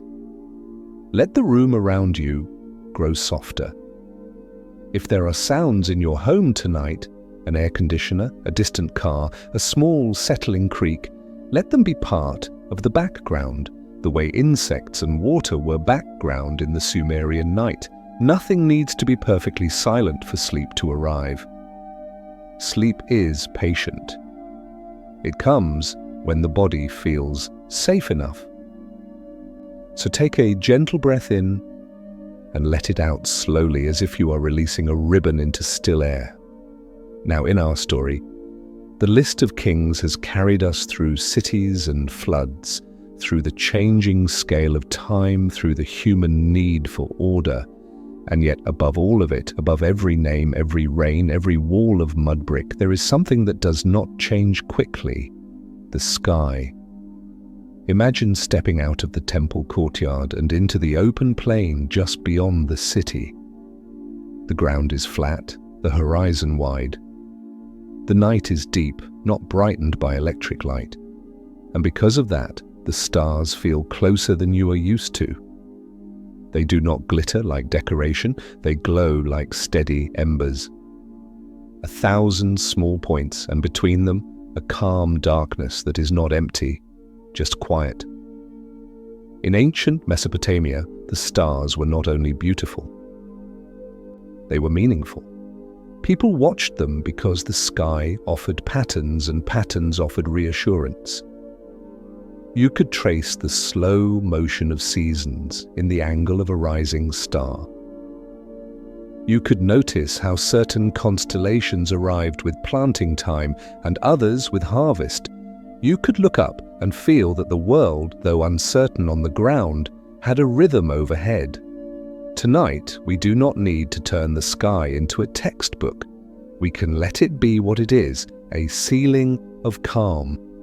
If you have ever stood outside on a clear night, maybe in a backyard, maybe on a quiet street, maybe far from city lights, you might remember the strange comfort of it.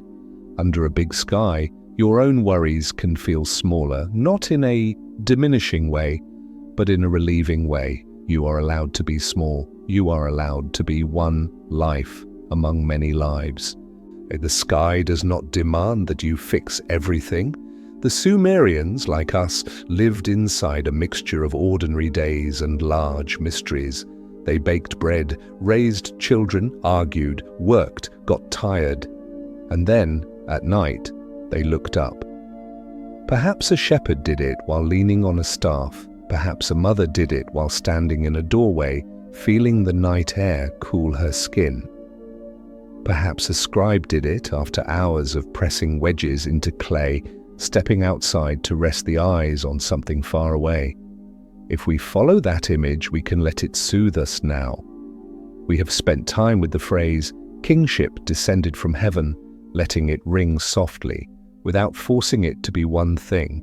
Under the stars, the phrase becomes even gentler. Heaven is not a distant throne room tonight. Heaven is simply the sky, vast, silent, full of light that travels for a long time before reaching your eyes. And in that sense, descending is easy to imagine. Light descends, coolness descends, night itself descends. What if the ancient phrase is, in part, a way of saying authority should arrive as quietly as starlight? Not as a sudden shout, not as a blow, but as something that settles into place, steady and consistent, like the moon rising over a riverbank. You can hold that thought loosely. If it doesn't fit, let it go. There is no test here, only comfort. Now return with me to the rivers. The Tigris and Euphrates continue moving in the dark. They do not stop for kings, they do not speed up for cities. They keep their slow conversation, carrying silt, carving banks, reflecting the sky in broken fragments. If you lean close to the water, you might see stars trembling on the surface, then dissolving, then returning. Even the sky becomes soft when it touches the river. This is a gentle lesson. Even what is vast can be reflected in something small. Even what feels unreachable can appear in a cup of water. And in the same way, peace can appear in a small moment, one breath, one sentence, one quiet story, without requiring the whole world to change. Let your breath take that lesson now. Inhale slowly. Exhale even more slowly. In the Sumerian cities, there were nights when the air cooled enough that people wrapped themselves in woven cloth and lay down on rooftops. Roofs were flat, and at night they became places to sleep beneath the open sky. Imagine that, a family resting above the heat of the day, listening to distant water, watching constellations drift.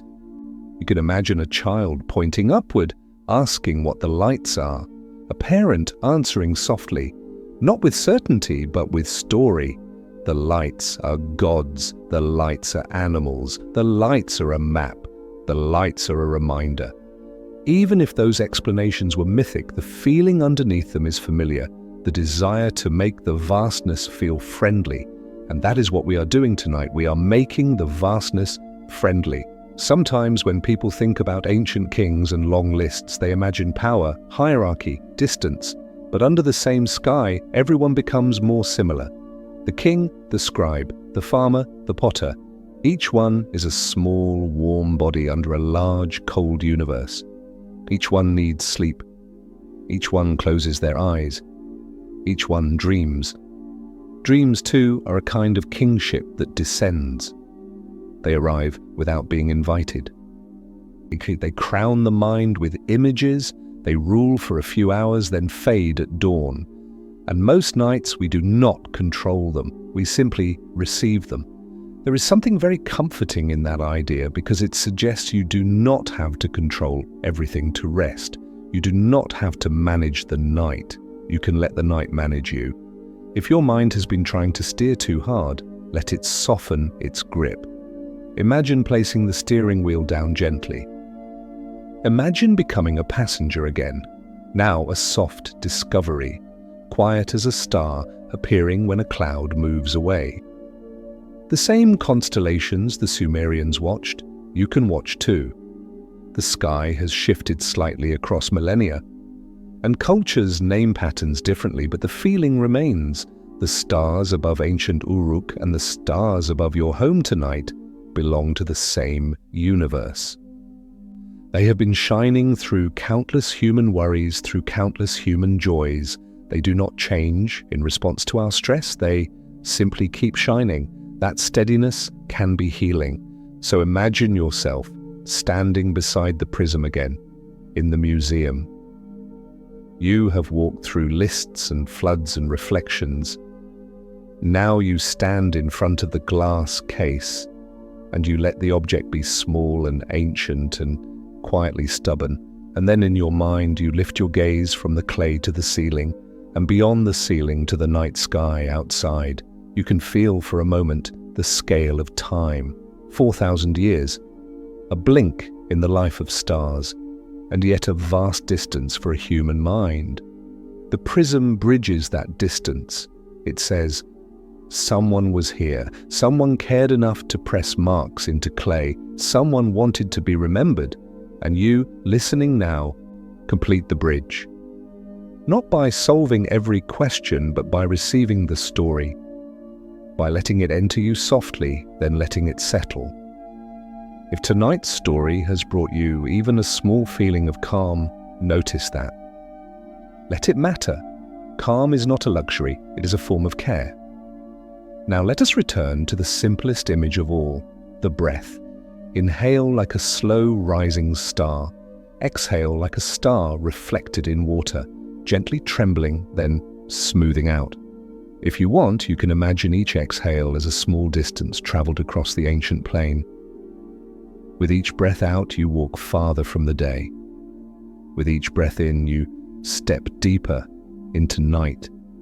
And if any question remains about floods, about numbers, about heaven, let it float upward. You can give it to the sky. The sky is large enough to hold it. Tonight, you do not need to carry your questions to sleep. You can carry only your softness. That softness can hold you tonight. Before we leave the sky, let's offer your mind one more gentle place to rest. Imagine an ancient rooftop warmed earlier by sun, now cooling into calm. A woven mat lies there, clean. A clay jar of water sits nearby, its mouth covered with cloth to keep out dust. Someone has left a bundle of reeds tied with twine. Tomorrow it will be a broom or fuel or another stylus. Tonight it is only a quiet shape in the corner. You lie down on that rooftop in imagination, not as a stranger, but as a guest the night is glad to host. The city below is hushed. A dog gives one sleepy bark, then silence returns. Far away, a bird calls once, and the sound feels like a single stitch in the fabric of darkness. Above you, the stars keep their order. They do not hurry. They do not demand an explanation. They simply shine. And in their shining, they remind the body it is safe to pause. Now picture the museum again. The corridors are empty. The glass case holds the prism like a sleeping mountain. The lamp above it glows as if it is saving warmth for the next day. If you listen, you can almost hear the quiet between the wedges, the spaces where the stylus lifted, the moments where the scribe breathed. Those spaces matter. They are where rest lives. So let your own spaces widen. Let the pause after each exhale be a little longer. Let the pause be a soft room you can step into. Nothing is required of you now, just for a while. Only this, the steady sky, the slow river, the patient clay, and your breathing, simple, kind, and enough. Night has a gentle way of simplifying things. In the daytime, life often asks for sharp edges, decisions, answers, plans, proofs. But here, in the softer hours, you can let the edges blur a little. You can let your mind become less like a clenched hand and more like an open palm. If it feels comfortable, take a slow breath in and let it out as if you are setting a small stone back onto the ground. In the world of our story, the prism still exists in two places at once, in the museum's glass case and in the ancient room where it was first shaped. The two scenes overlap like layers: modern lamplight and old lamp oil, polished floors and packed earth, a label card and a scribe's steady wrist. This overlapping is not a mistake, it is the way memory works. It is also the way history works, not as a single straight line, but as a series of gentle echoes. Tonight, let us listen to those echoes without rushing them. Imagine again the Ashmolean Museum after hours. You stand before the case and you notice something simple and comforting. The prism is small. It is not an intimidating monument. It does not tower. It does not roar. It rests. There is a kindness in small, ancient things. A small object feels approachable. It invites your curiosity without overwhelming you. It tells you that the past was made by human hands, not by giants. And in that realization, your own life can loosen slightly. Because if the past was made by ordinary hands, then perhaps your present does not have to be heroic to be meaningful. Perhaps your daily effort, quiet and imperfect, is enough. Now let us return to the ancient riverside world and watch how meaning was made there. Meaning, for the Sumerians, often began in the ordinary. A field measured, a basket counted, a ration assigned, a debt recorded. These were not glamorous tasks, they were patient tasks. And patience, when practiced over and over, becomes a form of stability. A stable world is not one without problems. It is one where problems can be met with steady hands. So a scribe learns to press wedges into clay, a temple learns to store grain, a city learns to maintain canals. A king learns to perform rituals that reassure the people. And somewhere inside all those practices, meaning begins to settle, like silt after a flood. You may notice how soothing that image is. Silt settling. After turbulence, the water clears, the particles sink, the surface grows calm again. If your mind has felt turbulent lately, let it borrow that image. Let your thoughts be the water, and let the story be the quiet settling. Now consider the list of kings again. In daylight, a list can feel like a parade of power. But at night, it can feel like something else. A long thread of continuity that says, softly, we endured. Even the word endured can be calming. It suggests that whatever rose and fell, something remained. The river, the sky, the human need to be held by order. And perhaps that is the soft discovery beneath the text, that lists are not only about control, they are also about comfort. Think of the way you might make a list at the end of a difficult day. Not to punish yourself, but to soothe yourself. You write down what you've done, what you still need to do, what can wait. You give your mind a container, and once the thoughts have a container, they stop spilling everywhere. Prism is an ancient container. It holds names, it holds numbers. It holds the idea that leadership passes from one place to another, and the world continues. It holds the phrase, kingship descended from heaven, like a small charm meant to steady the heart. And if you listen closely, you might hear what the charm is really saying beneath the surface.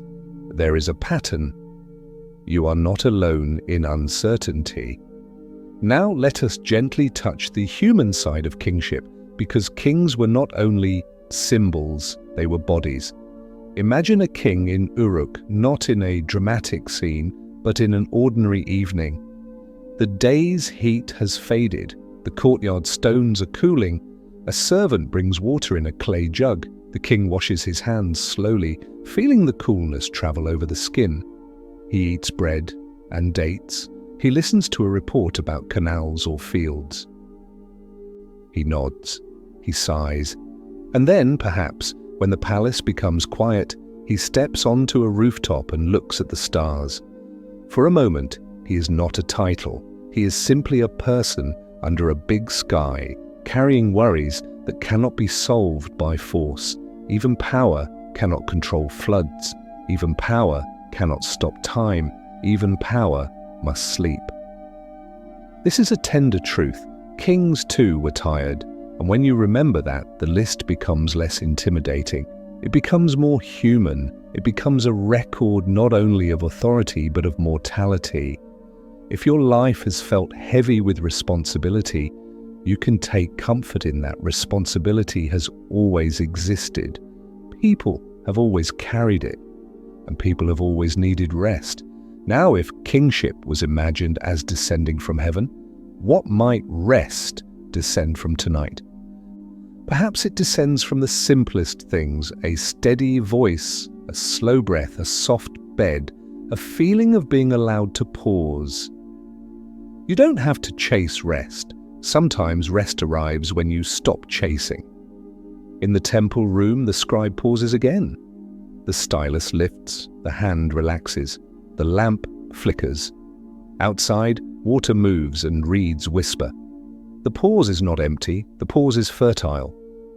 It is where the next line comes from. In your own life, pauses can be fertile too. They are where the mind heals. They are where the heart recalibrates. They are where the body remembers it is safe. So let yourself have a pause now, even as the story continues. Imagine the prism being turned, face by face, as if the reader is walking slowly around a pillar. Each face offers another segment of the list, another stretch of continuity, another small reassurance. As the prism turns, you might notice how the story does not insist on perfection. It contains myth and measurement together. It contains enormous reigns and more human reigns. It contains a flood boundary that feels both symbolic and strangely grounded. It is not a tidy modern spreadsheet. It is a human artifact, and human artifacts are allowed to be layered. In a quiet way, that can be a lesson for us. Your life does not have to be perfectly coherent to be real. Your memories can be mixed, your feelings can be complex, your questions can remain open. Sometimes the need for perfect clarity is what keeps the mind awake. The mind thinks, "Oh, if I can just solve this, I can rest." But sleep does not always come through solving. Sleep often comes through surrender. Tonight, you can practice a gentle surrender. You can let the flood question be what it is: a boundary in a text, a memory in a landscape, a metaphor in the heart. You can let the enormous numbers be what they are, an invitation to wonder, not a demand for belief. You can let heaven be what it is, a word that points upward, away from daily noise, toward a bigger quiet. And as you let these things be, you may feel your body soften. Now, a small question, offered like a cushion. If you could write one calm line about your own day, as if pressing it into clay, what would it be? Perhaps I did what I could. Perhaps I kept going. Perhaps I found one moment of quiet. Perhaps I am here, and that is enough. You don't need to answer aloud. You can simply choose a line in your mind and let it settle, because the act of naming can be soothing. A named thing becomes less haunting. A named feeling becomes more manageable. In the ancient world, naming was power, not only political power, but emotional power. To name a river is to feel less lost beside it. To name a king is to feel less uncertain about succession. To name a flood is to give a boundary to chaos. And tonight you can name your own boundary, the boundary between day and night, between effort and rest, between the list of tasks and the list of breaths. Inhale softly. Exhale slowly. In the museum, the prism remains behind glass, untouched, protected. The label beside it is calm and factual, but beneath that factualness is something tender. The object survived, and so did the people who made it, in the only way humans truly survive across time, through traces. You are a trace maker too, in small ways. In messages you send. In kindness you offer. In work you do. In the way you show up for others. You do not have to build a monument to matter. A quiet trace is enough. And if tonight's story has offered you a quiet trace of comfort, you can keep it. You can let it be a small lantern in your own dark. Here, no one rests alone. Every listener is part of a soft chain, like the king list itself, connected by the simple act of listening and breathing. In the next part, we will drift toward the end of our journey with even softer steps. We will begin to close the museum door gently to set the prism back into its case and to walk out into the cold, calm night air. We will let the story become more spacious, more quiet, until it is mostly breath and starlight. For now, let meaning be gentle. Let order be soothing. Let the night do what it has always done. Lower the volume of the world. And when you are ready, you can let your eyelids be heavy, the way curtains grow heavy at the end of a long day. The night is growing quieter now, as if the world has decided to speak in softer vowels. If you are still awake, that is perfectly okay. You don't have to force sleep. You can simply let the story become a gentle place to rest and let sleep arrive in its own time. In the Ashmolean Museum, the last visitors have long since gone. The doors are closed, the corridors are still. Only the low, steady hum of the building remains like a distant tide. And in one calm corner of the gallery, the glass case holds our small prism of baked clay. Stand with me there, just a little longer. The Weld Blundell prism rests on its modest stand, lit by a warm lamp that does not glare. The cuneiform wedges look like tiny shadows pressed into earth, each mark a small decision made by a careful hand. When you look at it long enough, the modern world begins to feel less urgent. Your shoulders loosen, your breath slows. Time, for a moment, becomes wide and kind. If it feels comfortable, take a slow breath in. Let the inhale be gentle, as if you are drawing in warm lamplight. And as you exhale, imagine the breath softening the air around the glass like a faint fog that makes everything calmer. Tonight we followed a thread from this quiet case to the rivers of Mesopotamia. We walked through names like footsteps. We crossed the flood line like a shoreline. We watched the numbers learn to breathe, growing smaller, more human, more familiar. And all the while, above every city and every rain, we kept returning to the same steady sky. There is something tender about that return. The stars do not ask you to perform. They do not demand an answer. They simply remain bright and patient, as if saying, "You can rest now." In the ancient world, the scribe pressed wedges into clay, one by one, in a rhythm that never panicked. Press, lift, press, lift. Between each mark, a pause. Between each pause, a breath. And in those tiny spaces, life had room to settle. You can borrow that pattern for yourself, right here. Press in the sense of noticing the inhale. Lift in the sense of releasing the exhale. Pause in the sense of letting the mind be empty for a moment, then repeat, slowly, kindly, inhale, exhale. Pause.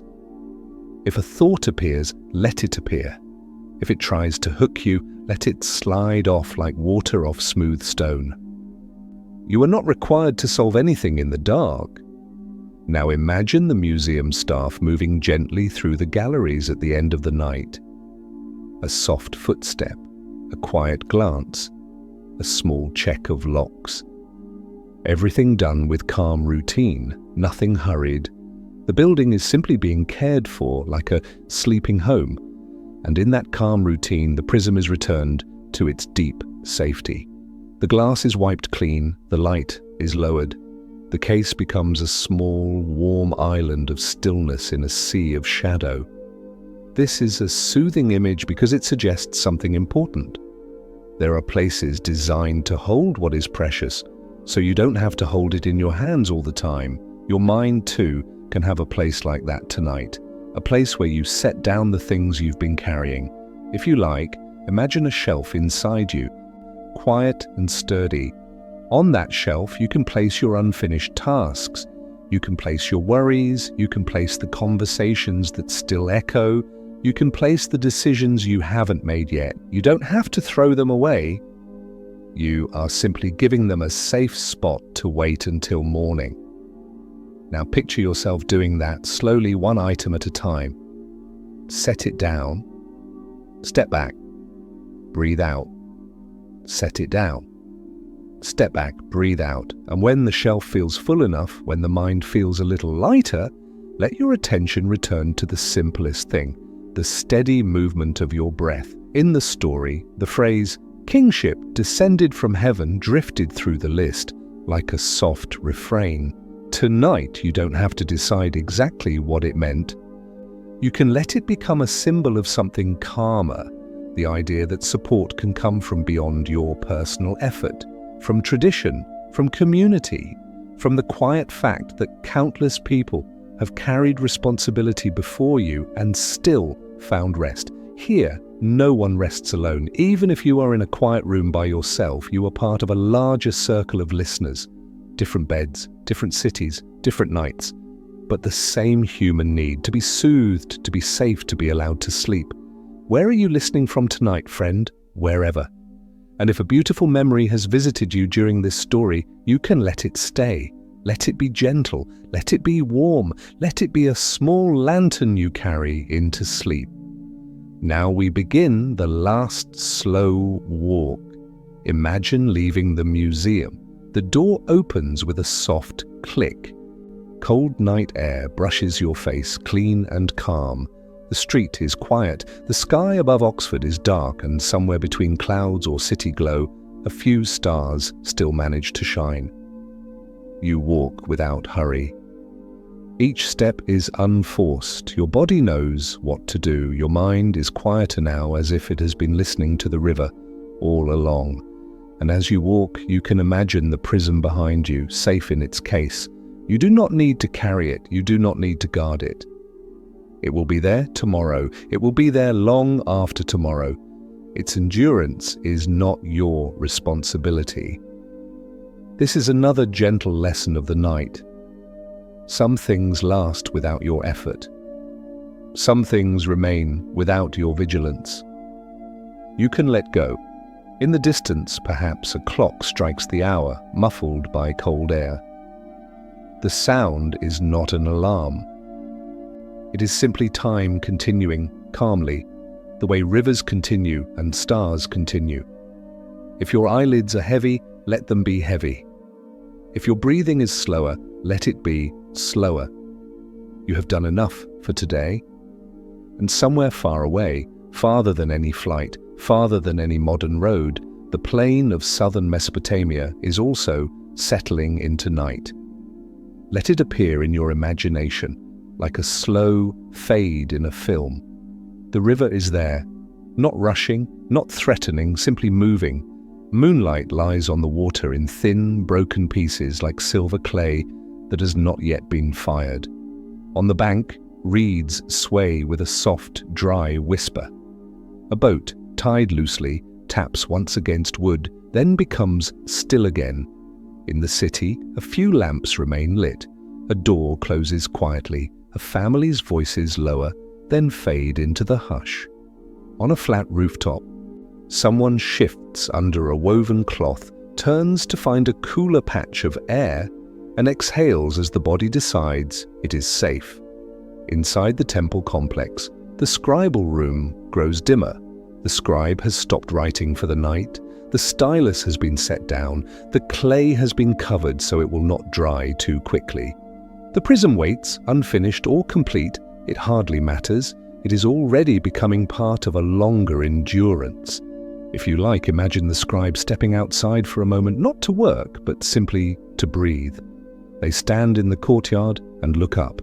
Stars, steady and countless. No need to name them, no need to interpret them, just light arriving quietly from far away. Perhaps the scribe thinks briefly about that refrain, kingship descending, order arriving from above.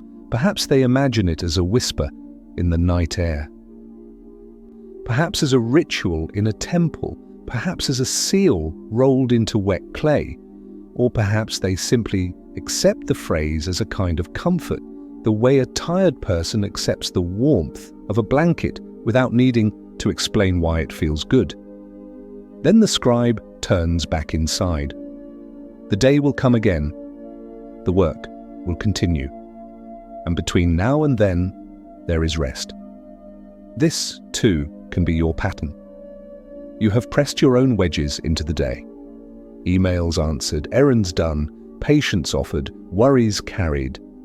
Now you can set the stylus down, you can cover the clay, you can let the night do its quiet firing, turning soft thoughts into something calmer and more stable.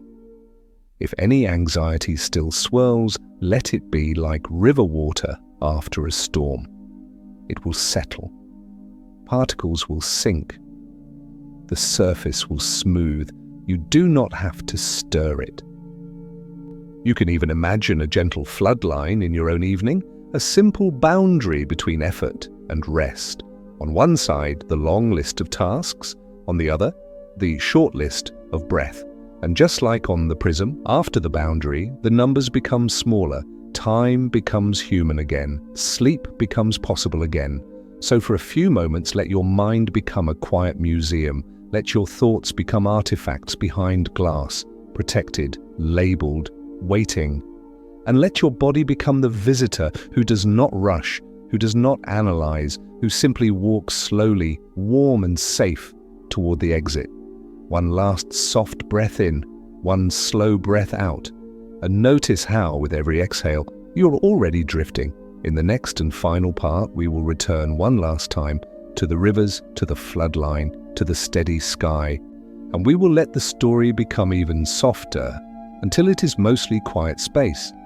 We will close our journey the way the museum closes a case, gently, securely, with warmth, and we will offer a final, simple invitation to rest. For now, stay here at the edge of sleep. Let the night air cool the day's heat inside you. Let the lamp in the museum dim. Let the river in your imagination keep flowing. And let your breath be the only list you need. One inhale, one exhale, one pause. The night is very quiet now. If you're still listening, you can let my voice become part of the room, like a low lamp left on in the corner, not bright enough to wake you, only warm enough to make you feel safe. Breathe in gently and breathe out slowly. Tonight, we followed a thin thread of history, and we never had to pull it tight. We simply held it lightly, and it led us, without hurry, from a museum's soft light to the rivers of ancient Mesopotamia. We stood in the Ashmolean after hours, where glass cases glow like calm islands. We imagined the well-blundled prism, small and patient, covered in wedge marks that have outlasted so much. We listened to the slow rhythm of a scribe's hand, press, lift, like a lullaby made of clay. We walked among names like gentle footsteps, and we crossed a floodline that divided time into before and after. We watched the numbers change, breathing closer to human scale. We let the phrase, kingship descended from heaven, drift through the night like mist, not demanding certainty, only offering the comfort of pattern. And then, above it all, we looked up at the stars, the same calm lights that watched over Eridu, Kish, Uruk, and now watch over you. If any of those images remain in you, let them remain softly. You don't need to hold them with effort. They can rest on the surface of your mind the way moonlight rests on water, present, delicate, easy to let go. Now imagine we are back at the museum one last time. The corridors are empty, the air is cool, the building feels like a sleeping creature, breathing quietly through its vents and pipes. In the gallery, the prism rests behind glass. Imagine walking up to it again without urgency, without analysis, just a quiet visit. You stand there for a moment and you notice something simple. The prism does not move, and yet it has traveled a long way. It traveled through hands and centuries, through sand and soil, through excavation and study, through oceans and catalogues, through the quiet patience of preservation. And you realize, softly, that endurance can be gentle. Endurance does not always look like struggle. Sometimes it looks like stillness. Sometimes it looks like waiting in the dark until someone is ready to listen. You too have endured things, busy weeks, hard seasons, small worries that accumulate like dust. And yet you are here, listening, breathing, letting yourself be soothed. That is a kind of strength, a quiet one. Now imagine the museum staff dimming the lamp above the case. The light lowers. The prism becomes a darker shape, still present, but less defined, like a memory that is safe enough to fade. This fading is important because sleep is, in a way, the art of letting the lanterns fade, not extinguishing them abruptly, but allowing them to dim until they are only warmth, not brightness. So now let the story's lanterns dim one by one. First, let the museum dissolve into darkness as if someone has lowered a curtain. The glass case is still there, but you no longer need to picture it clearly. It can become a soft shape in the mind. Next, let the prism itself become less sharp. The wedge marks blur gently like writing seen through sleepy eyes. You do not need to read them now. Then let the cities, Eridu, Kish, Uruk, turn into distant lights on a plain. Not names you must remember, only lanterns far away. Then let the floodlines soften into a simple feeling, a boundary between day and night, between effort and rest. And finally, let the phrase, "Kingship descended from heaven," become only a whisper, then only an atmosphere, then only the sense that something larger than your worries is holding the world together. Now we return one last time to the rivers. The plain is quiet. The air is cool, the reeds sway softly.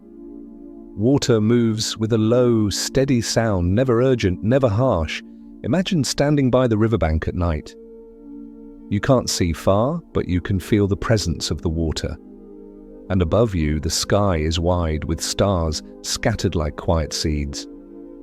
Let the river and the sky be your final images, because both are soothing in the same way. They are larger than you and they do not ask you to perform. If your mind offers you a worry, you can let it fall into the river.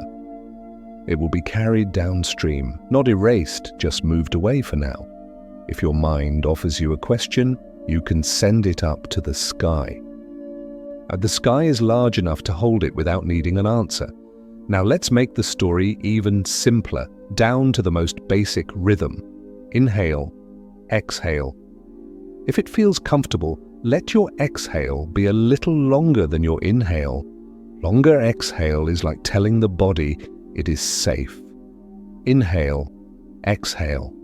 And between breaths, let there be a small pause, a quiet space where nothing needs to happen. Now imagine the scribe again, not working, only resting. The stylus has been set down, the clay has been covered, the lamp is low. The scribe lies down on a woven mat, listening to distant water. They close their eyes. Their mind, too, is full of lists, of signs, of numbers, of names. And then slowly those lists begin to fade as sleep gently rearranges the world into dream. Tonight, you can do the same. You can set down your stylus, your mental effort. You can cover your clay, your thoughts, you can dim your lamp, your attention, and you can let sleep come the way it always comes, quietly, without needing your permission. Here, no one rests alone. Every story from the past is a soft lantern in the dark, gently lighting our way and then fading, so the eyes can finally close. If this story brought you calm, leave a gentle comment for yourself. If tonight's story reminded you of a beautiful memory, feel free to share it below. And don't forget to subscribe for more peaceful nighttime journeys. Now we will end the story the way we began it, softly. The museum is quiet, the rivers are quiet, the sky is quiet, and your body can be quiet too. One last gentle breath in and a slow breath out. And if you are ready, you can let your mind drift and drift and drift. Our story pauses here. Every visual and word you've experienced was assisted by AI, yet guided and perfected by sincere human emotion. We hope this harmony of history and technology has crafted a beautiful dream for you tonight. Let go and drift deep into sleep. Good night.